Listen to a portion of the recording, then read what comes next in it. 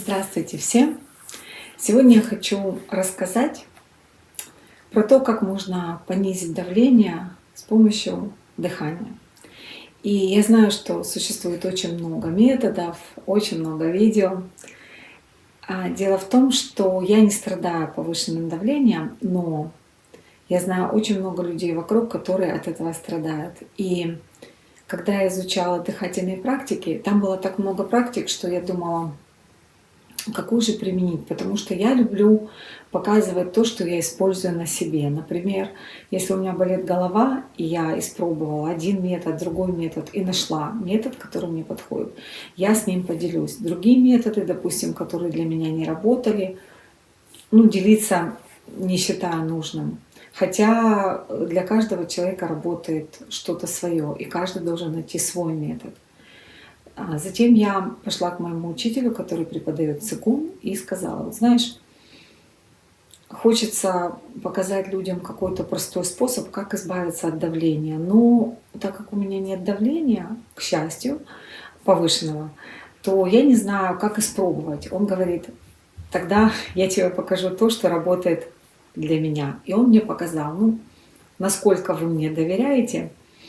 Сейчас я вам покажу очень простой метод. Он сказал, что вот если таким образом подышать, верхнее давление опускается быстро, нижнее, более коварное, оно не так легко сбрасывается.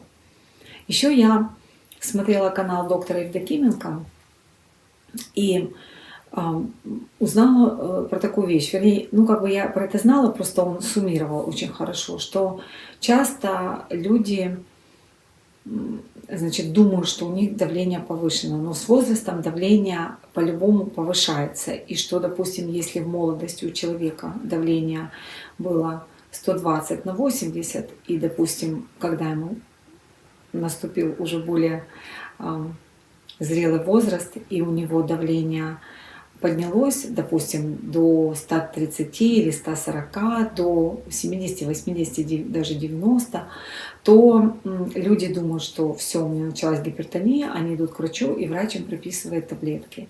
И у меня есть знакомые, которым уже за 50, за 60, и они пьют таблетки от давления, хотя на самом деле, может быть, у них давления как такового и нет повышенного. Вот, поэтому мой учитель практикует вот этот метод, который я сейчас покажу, а также я его показала одному моему знакомому, у которого постоянно давление, и он тоже пробует. Вот. Учитель мой говорит, что таким образом давление уходит примерно через 10 минут. Но подышать нужно минуты 2-3. Вот, поэтому я сейчас с вами подышу таким образом, и вы можете написать под этим видео, если это вам помогло. Мне самой было бы очень интересно. Значит, сидеть нужно ровно, можно сесть на стол, можно сесть, вот как я сижу в позе ученика, на коленях, можно сесть в позу лотоса, можно сидеть в кровати с подушкой за спиной и таким образом попробовать дышать. Значит, дышать мы будем так: вдох в нос, а выдох у нас идет через рот, но рот не просто открываем, да, а рот мы делаем вот таким образом. То есть мы как будто бы делаем такую улыбку, сейчас поближе покажу, и маленькую щелочку. И через эту щелочку, то есть язык у нас как бы приподнят к верхним зубам, но не закрывает. И мы выдыхаем немножко как змея, но не совсем. То есть не ш, а такой как просто, как такой вот, как легкий такой.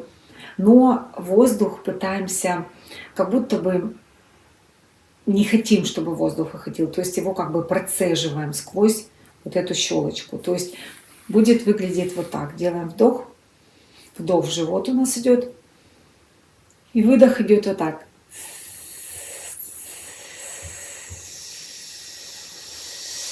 То есть вы его как бы силой из себя выдавливаете. Что я подумала, как можно ассоциировать с чем?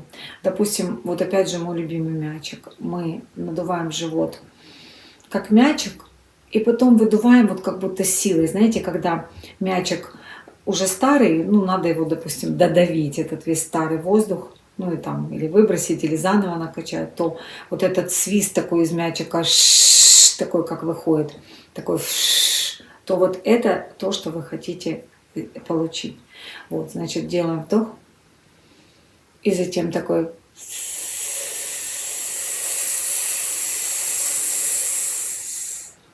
У меня выдох может быть длиннее, чем у вас. Может быть, у вас он был гораздо короче. Это хорошо, это прекрасно. Какой ваш выдох, это ваш. И, значит, вы будете дышать таким образом. Значит, пошли подышим. Делаем вдох.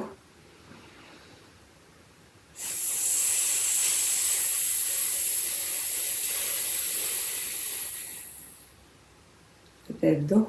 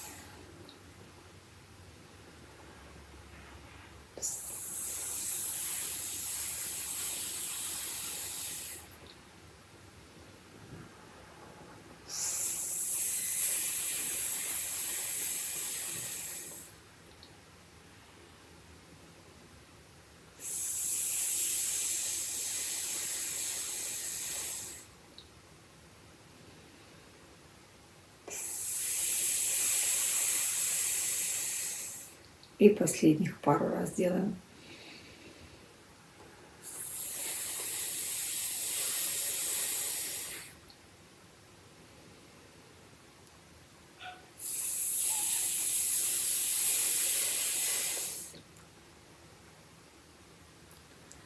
Как вам стало лучше? Чувствуете ли вы какие-то изменения? Возможно, вы даже расслабились, делая это упражнение, может быть, даже задремали. Его можно делать, конечно же, дольше. Если у вас, допустим, вот вы сейчас поделали и давление еще не опустилось, значит, поделайте его еще несколько раз. Если у вас кружится голова, остановитесь, подышите спокойно в своем обычном режиме и затем делайте это упражнение опять. Имя моего учителя не оглашаю, так как он не находится в соцсетях и не любит рекламы, но я ему доверяю и надеюсь, что вы мне тоже доверяете, поэтому пишите о ваших результатах и желаю вам здоровья, желаю вам долголетия, всего хорошего. До следующих встреч!